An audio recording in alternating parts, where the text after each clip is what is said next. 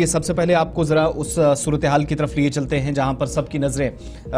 مشرق وسطیٰ پر اس لیے بھی ہیں کہ موجودہ وقت میں ایران اور امریکہ کے درمیان کیا چل رہا ہے۔ تو خبر ذرا آپ کو ایران اور امریکہ کے حوالے سے بتاتے چلیں۔ امریکی صدر ڈونلڈ ٹرمپ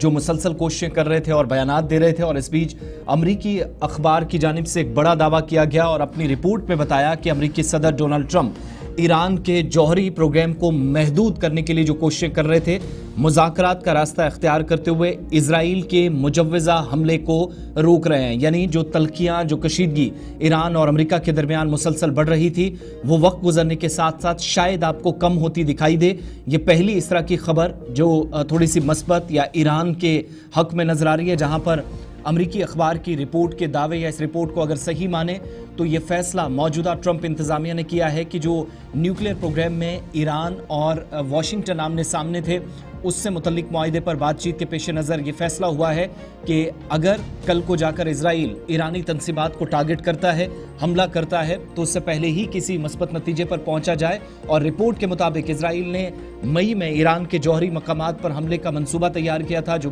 ایک میڈیا کے اندر ایک رپورٹ بھی بیچ میں کافی وائرل ہو گئی تھی، اور کہا جاتا ہے کہ اس ٹارگٹ یا اس حملے کا بنیادی مقصد ایران کے جوہری ہتھیار بنانے کی صلاحیت کو 1 سال یا اس سے زیادہ عرصے تک پیچھے دھکیلنا تھا، ایران کو کمزور تکنیکی اعتبار سے بھی کرنا تھا۔ امریکی اخبار کے اس دعوے کے مطابق حملے کی کامیابی کے لیے صرف اسرائیل کا دفاع کافی نہیں تھا، بلکہ امریکہ کی معاونت ضروری تھی تاکہ ایرانی جوہری کارروائی سے جو جوابی کارروائی ہے اس سے بھی نمٹا جا سکے اور حملے کو کامیاب بنایا جا سکے۔ یعنی ایران اگر ریٹیلیٹ کرتا تو اس میں جوابی کارروائی کیسے کی جا سکتی تھی، اس کے لیے بھی تیاریاں کی گئی تھی۔ دوسری جانب مڈل ایسٹ کے لیے امریکہ کے خصوصی نمائندے اسٹیو ٹیکوف یہ کہتے ہیں کہ امریکہ کے ساتھ معاہدے پر پہنچنے کے لیے ایران کو جوہری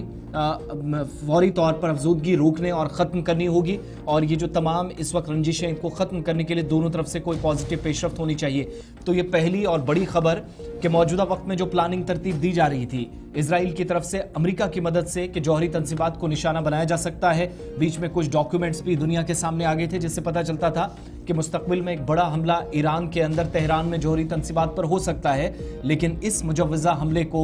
روکنے میں یا فی الحال پیچھے دھکیلنے میں کلیدی کردار امریکہ کی موجودہ وقت کی انتظامیہ اور صدر ٹرمپ کا ہے۔ اور یہ سارا کا سارا کھیل اس وقت دیکھنے کو مل رہا ہے جب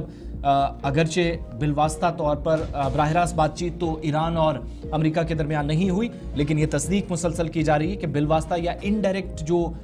ڈائیلاگز ہیں، ڈسکشنز ہیں، وہ ایرانی حکام اور امریکہ کے درمیان اس وقت دی جا رہی ہے۔ چلیے، فی الحال امریکہ کا بیان سامنے آیا ہے۔ انہوں نے کہا کہ جو ہمارا پروگرام تھا مئی میں جس کو تشکیل دیا گیا تھا اور واشنگٹن پوسٹ کے مطابق اس کو فی الحال روک دیا گیا۔ امریکہ کی طرف سے یہ بیان ڈائریکٹلی اگر نہیں ہے لیکن ذرائع ابلاغ سے سامنے آیا ہے۔